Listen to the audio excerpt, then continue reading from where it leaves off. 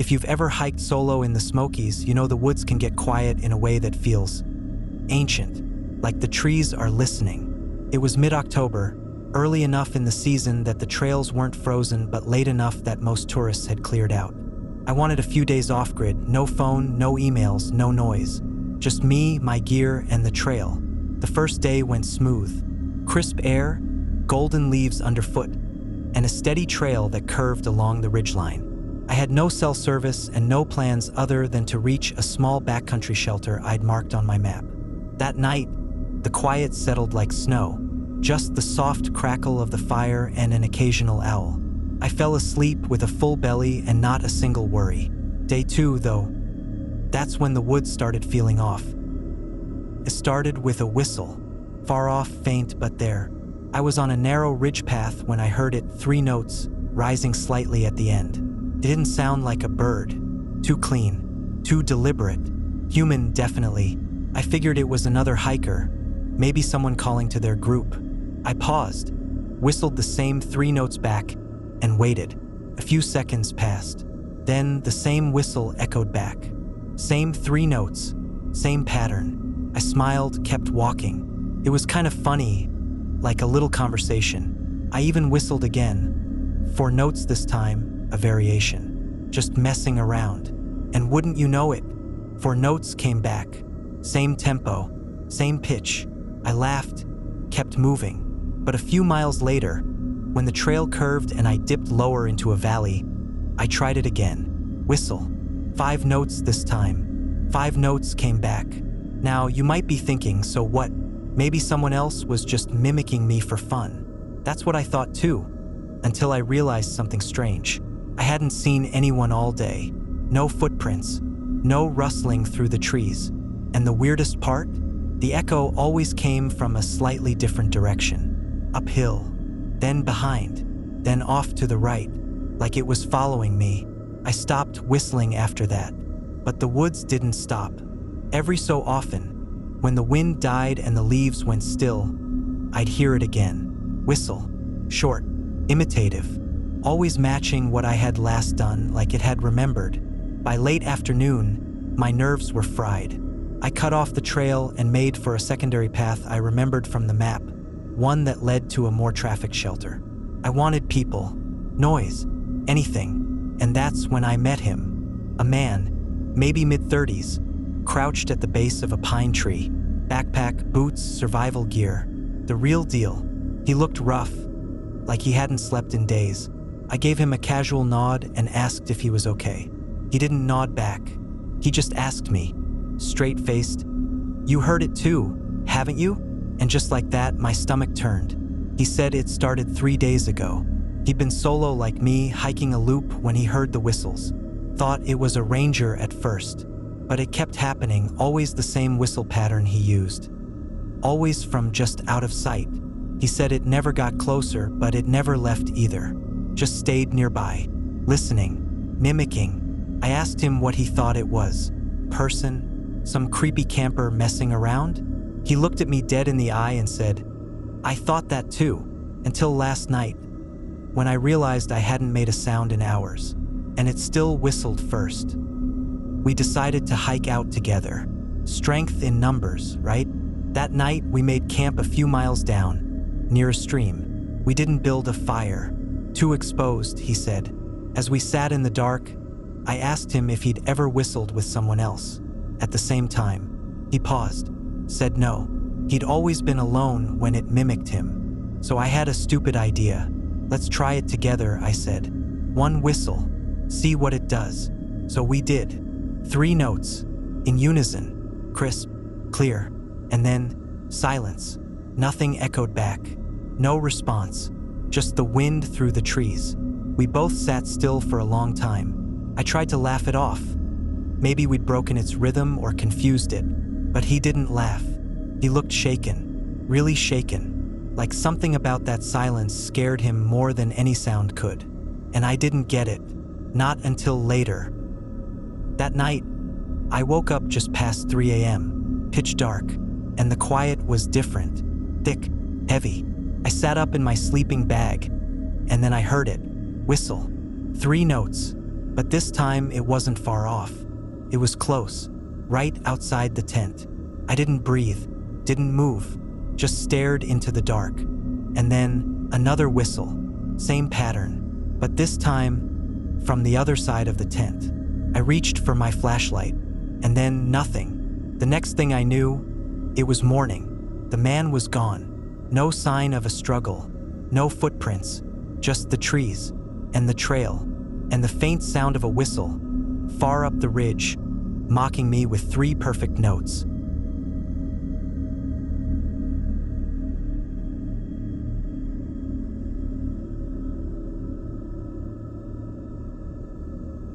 If there's one thing I've learned about hiking solo, it's this: no matter how prepared you feel, nature doesn't care. It doesn't care about your maps, your backup phone battery, or your schedule. And the mountain has got its own kind of memory. This happened last fall, during a long weekend I'd carved out specifically to get away from screens, people, and noise. I'd picked a less popular trail in a smaller state park about 4 hours from home. Beautiful, undervisited, and most importantly, quiet.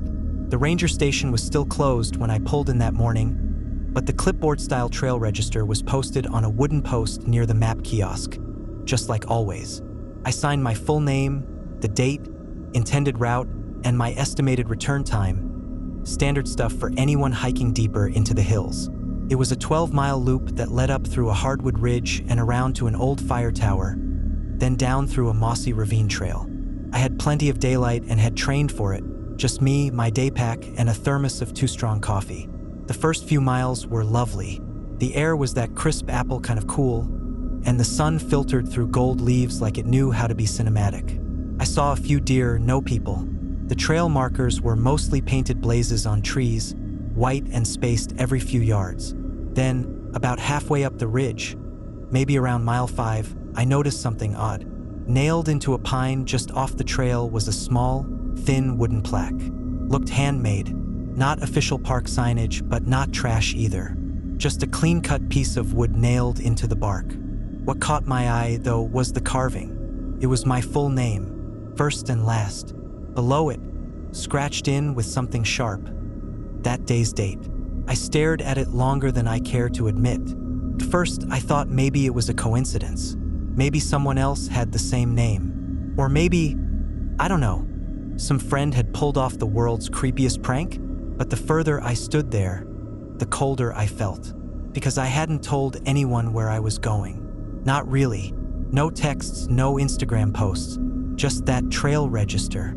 And the carving wasn't old. The grooves in the bark were fresh. Sap still wet. The wood hadn't even weathered.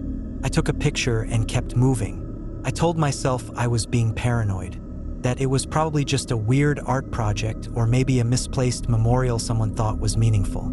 Still, I didn't finish the loop. I turned around and took the same trail back, eyes darting through the trees more often than I wanted to admit. Back at the ranger station, I showed the photo to the guy on duty. He blinked at it for a second, then asked me if I'd ever hiked that trail before. I said no, first time. Then he asked if I'd been alone. I nodded. He told me to hold tight. About 10 minutes later, he returned with another ranger, older guy, weathered face, very polite but very tense. They asked me a few more questions, like had I seen anyone else on the trail, had I taken anything or noticed any cameras. Then the older one asked if I'd heard of a hiker named Ellie Tran. I hadn't. She'd gone missing 2 years ago. Solo Iker. Signed the same trail register. No sign of her was ever found. Same with another guy just last season. Signed in, disappeared. But here's the part that chilled me. After both of their names showed up in the register, someone later found wooden plaques with their names carved into trees along the ridge, just like mine. The park never released that detail publicly, and no one, not park staff, not the police, had ever figured out who was carving them. The carvings always showed up within 24 hours of the person hiking the trail. The names matched exactly, even handwriting styles, spacing, almost like someone was copying the register by hand. And following, the rangers took it seriously. One of them drove out with me to where I'd seen the plaque. He photographed it, logged it, but what really freaked me out was what they didn't find. The plaque was gone. No carving.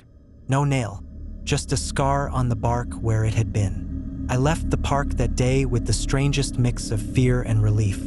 I hadn't been hurt, I hadn't disappeared, but someone had known my name. Someone had walked that trail ahead of me or behind me and marked me like a target. I check trail registers differently now. I hesitate before writing my name. Sometimes I use initials or none at all. The mountains may be quiet, but they're not empty. And somewhere out there, someone's still carving names. Maybe they're watching the lists. Maybe they're waiting for the next one. Maybe, just maybe, they're hoping you'll be alone.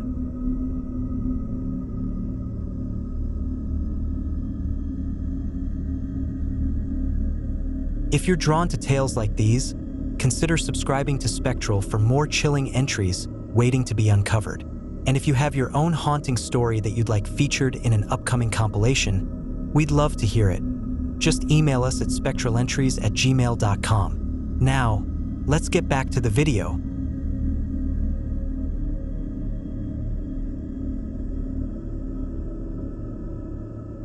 You spend enough time in the woods, and eventually something weird happens. I've had close calls with bears, gotten caught in sudden whiteouts, and once stepped on a sleeping rattlesnake. But nothing, and I mean nothing, has ever gotten under my skin like what I saw on a solo loop hike last spring. And the worst part? I'm still not sure it really happened. Let me back up. I'm the type who actually enjoys hiking alone. Multi-day loops, sleeping out under a tarp. No reception, no small talk, just you in the trees. It's where I go to clear my head. This trip was a 5-day solo loop through a backcountry stretch of the Nantahala forest. Not too trafficked, rugged in parts, but marked well enough that you could follow it if you knew what you were doing. I'd done sections of it before, but never the full loop. The first 2 days were uneventful in the best way. Miles of quiet trail, early wildflowers, the occasional rabbit darting off the path. It was the kind of trip where even the silence felt like company. The third day, though, that's where things took a turn. It was late morning, maybe close to 11. I just rounded a bend near the top of a ridge when I spotted it. An abandoned campsite. The tent was pitched neatly on a flat patch of ground. Not collapsed, not weathered, just sitting there, like someone had set it up yesterday and wandered off. There was a ring of stones where a campfire had clearly burned at some point. Charcoal cold, but not scattered. A backpack rested just outside the tent flap, zipped up tight. There was even a metal mug half filled with rainwater next to a camp chair. It looked frozen, like whoever had been there had just paused life and vanished. No torn fabric, no scattered gear, no blood, no drag marks, no weird symbols scratched into tree trunks or anything cinematic like that. It was ordinary, and that's what made it unsettling. I called out just in case. Nothing. Checked around the area.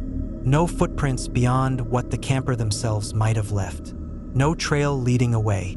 Just a silent, still sight. I considered unzipping the backpack, but something about the whole scene made my stomach go tight. Like it would be disrespectful, or maybe dangerous. So I left it, marked the spot mentally, took a photo with my phone. Mostly so I could drop a pin and tell a ranger later, and kept going. I hiked another day and a half and finished the loop without seeing a single other person. When I got back to the ranger station, I mentioned the campsite. Told them the ridge it was near, gave a rough location, and showed the photo. That's when things got weird. The ranger kind of frowned and leaned closer to the screen, like he was expecting a trick. Then he asked me to go back and scroll through the rest of my photos, timestamps, location data, anything. And that's when I saw it. The photo of the campsite didn't have a timestamp. The GPS marker just said, "No coordinates found." It was the only photo in my phone from the trip that didn't have metadata. The rest, all normal. Date, time, pin on the trail. But that one image, gone from the timeline. It was like the phone hadn't even known I took it. I figured it was just a glitch. I mean, backcountry areas are notorious for weird signals, and GPS can drop for a million reasons. But then the ranger said something that stuck with me. He said, "We've had a few hikers report something like this before. Same area. They see a tent, take a picture. When we go look, nothing's there." I asked if they'd ever found out what it was. He just shrugged. Said maybe someone likes messing with people, or maybe it's something else. I didn't push it. A few weeks later, I got a call. I'd left my number with the ranger in case they wanted to follow up. And they did, because a backpack had turned up. It was found leaning against a tree at the trailhead where I'd started my loop. Just sitting there, zipped up, with a metal mug tucked into the side pocket. Inside the pack were clothes, energy bars, and a journal, so water damaged it was barely legible. The name in the front matched a hiker who'd been declared missing 2 years ago. Same trail, same loop. His tent, his pack, his gear, they'd never been found. Until now.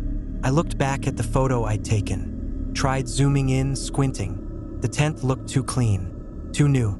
The fire ring hadn't been used recently, not by the look of the ash. The mug was in the exact same spot, almost like the moment had been repeated, or never stopped happening. I still go hiking, but I avoid that section now. Not because I'm scared of disappearing. I'm scared of finding it again. That tent, that mug, that moment caught halfway between real and not. Because maybe some places don't forget the people they lose. Maybe they try to show you, just for a moment, what it looks like to vanish.